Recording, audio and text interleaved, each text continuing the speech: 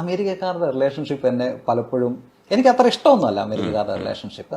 പക്ഷെ personal freedom എന്നുള്ള ഒരു ആസ്പെക്ട് തന്നെ ഭയങ്കരമായിട്ട് ഞാൻ ഇവിടെ വെച്ചൊന്നും അധികം ചിന്തിച്ചിട്ടില്ലാത്ത ഒരു കാര്യമാണ്. അത് മുമ്പ് ഞാൻ പറഞ്ഞ പോലെ സെൽഫ് റെസ്പെക്ട് എന്താണ്, ഞാൻ എനിക്ക് വലുത് തന്നില്ലെങ്കിൽ മറ്റൊരാൾ എനിക്ക് വലുത് തരാൻ പോകുന്നില്ല. പക്ഷെ നമുക്ക് ഇവിടെ ഉള്ളായിരുന്ന ഒരു ധാരണ എന്ന് പറഞ്ഞാൽ ഞാൻ എത്രയും താഴ്ന്നു നിന്ന് കൊടുക്കുന്നു, ഞാൻ അത്രയും മഹാനാണ് എന്നൊക്കെ. അപ്പം ആളുകൾ നമ്മളെ എക്സ്പ്ലോയിറ്റ് ചെയ്യുന്നതിനും നമ്മളെ ഉപയോഗിക്കുന്നതിനും ഒക്കെയുള്ള സാധ്യത വളരെ കൂടുതലാണ്. എന്തുകൊണ്ടാണ് ഇന്ത്യക്കാരെപ്പോഴും ഒരു ബോസിന് താഴെ ഉള്ള ഒരു ജോലിയിൽ ഒതുങ്ങിക്കൂടാനാണ് താല്പര്യം. അവർക്ക് ആ കമാൻഡ് വേണം. അവർക്കൊരു കോൺഫിഡൻസ് ഇല്ല. ഈ നയിക്കുന്നതിനുള്ള കോൺഫിഡൻസ് ഉള്ളൊരു വളരെ കുറവാണ്. പ്രത്യേകിച്ച് നമ്മുടെ മലയാളികൾ തന്നെയാണെങ്കിലും അവർക്ക് ആരെങ്കിലും ഒരാൾ നയിക്കുന്നതിന്റെ താഴെ ആ കമാൻഡ് അനുസരിച്ച് പ്രവർത്തിക്കുന്നതിനാണ് അവരുടെ സ്കൂളിലൊക്കെ പറഞ്ഞു പഠിപ്പിച്ചേക്കുന്നത്. അങ്ങനെയാണ്, പറയുന്നത് കേട്ടാൽ മതി, അതിനകത്ത് വേറെ കാര്യമൊന്നുമില്ല. പറയുന്നത് കേട്ട് ആ കാര്യങ്ങൾ ചെയ്തു കൊടുക്കുകയാണെങ്കിൽ നീ മിടുക്കനാണ്, നീ പ്രത്യേകിച്ച് അഭിപ്രായം ഒന്നും പറയണ്ട.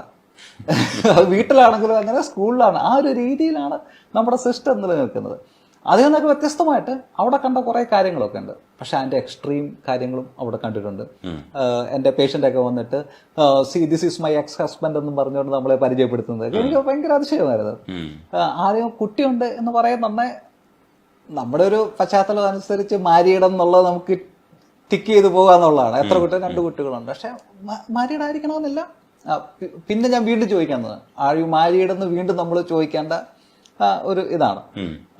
അപ്പോൾ അവർക്ക് കുട്ടികളുണ്ടാകുന്നതിന് കല്യാണം കഴിക്കണമെന്ന് നിർബന്ധമില്ല. അവർ ലിവിങ് ടുഗദർ അവിടുത്തെ ഒരു നോർമൽ കാര്യമാണ്. അങ്ങനെ ആ റിലേഷൻഷിപ്പിന്റെ ഒരു 2 എക്സ്ട്രീമാണ് കണ്ടത്. ഇവിടെ ഞാൻ ജീവിച്ചതും അവിടെ. ഇവിടെ പക്ഷെ കാര്യങ്ങൾ ഇപ്പോൾ ഒത്തിരി മാറിയിട്ടുണ്ട്. അതൊരു ഫാക്റ്റാണ്, നമ്മൾ അംഗീകരിക്കണം. അത് നല്ലതുമാണ്. എല്ലാ ഭാഗത്തു നിന്നുള്ള ഇൻഫ്ലുവൻസ് നമ്മുടെ സൊസൈറ്റിയിൽ എപ്പോഴും വന്നു ചേർന്നിട്ടുണ്ട്. ഞാൻ കണ്ടത് 2 എക്സ്ട്രീം ആയതുകൊണ്ട് എന്നെ ഒത്തിരി ഇൻഫ്ലുവൻസ് ചെയ്തു. ആളുകളുടെ ലൈഫും റിലേഷൻഷിപ്പും ആ കാര്യങ്ങളൊക്കെ. അതുകൊണ്ടൊക്കെ തന്നെ ആയിരിക്കും ഞാൻ റിലേഷൻഷിപ്പിനെ പറയുന്നുണ്ട് ഈ ഇൻസ്റ്റാഗ്രാം ഫോളോവേഴ്സിന് കുറച്ചൊക്കെ ഒരു വ്യത്യസ്തമായിട്ട് തോന്നി. ഒരു കൗൺസിലർ അല്ലെ സോഷ്യൽ വർക്ക് എന്ന് പറഞ്ഞാൽ എപ്പോഴും റിലേഷൻഷിപ്പിന് ഇടയ്ക്ക് നമ്മൾ വന്ന് കയറും. 2 പേരോടും സംസാരിക്കുകയും അത് മനസ്സിലാക്കുകയും ഒക്കെ ചെയ്യുന്നത് കൊണ്ട് കുറച്ചുകൂടെ നമുക്ക് ഒരു ആധികാരികമായിട്ട് അതിനകത്ത് പറയാൻ പറ്റുമോ എന്നുള്ളൊരു പോസിറ്റീവ് സൈഡും കൂടെ ഉണ്ട് അതിനകത്ത്. അല്ല, ഷിനോദ് അവിടെ ചെയ്യുന്ന ജോലി ഇതേപോലുള്ള കാര്യങ്ങൾ കൈകാര്യം ചെയ്യുന്നുണ്ടോ? അതേ ഏത് ഏരിയയിലാണ്? നമ്മുടെ പേഷ്യൻസിന് സപ്പോർട്ടീവ് കൗൺസിലിംഗ് എന്നുള്ളതാണ് അത്. തീർച്ചയായിട്ടും അതിനകത്ത് ഫാമിലി ഇൻവോൾവ് ആണ്. മാധ്യമങ്ങളെ കുറിച്ച് സംസാരിക്കുന്ന സമയത്ത് ഇടയ്ക്ക് ഒരു റീലോ വീഡിയോയിലോ മറ്റോ കണ്ടതായി. ഇപ്പോൾ എലോൺ മസ്ക്, സക്കർബർഗ്, ഇങ്ങനെ ഒരുപാട് മുതലാളിമാര് നമ്മുടെ മാധ്യമങ്ങളെയൊക്കെ വാങ്ങുന്നതിനെ കുറിച്ചുള്ള ഒരു ആശങ്കയും കൂടെ പങ്കുവച്ചിരുന്നു. ഇതൊരു ഇന്ത്യൻ സാഹചര്യത്തിൽ ഇപ്പോഴും നമ്മൾ ഡിസ്കസ് ചെയ്യുന്ന ഒരു ടോപ്പിക്കാണ്. ഇതിങ്ങനെ കമ്പയർ ചെയ്ത് ചർച്ച ചെയ്യുമ്പോൾ സമീപ ഭാവിയിൽ എന്തായിരിക്കും നമ്മുടെ മാധ്യമ ലോകം എന്നാണ് നിങ്ങളെ പോലെയുള്ള വ്ളോഗേഴ്സ് കരുതുന്നത്?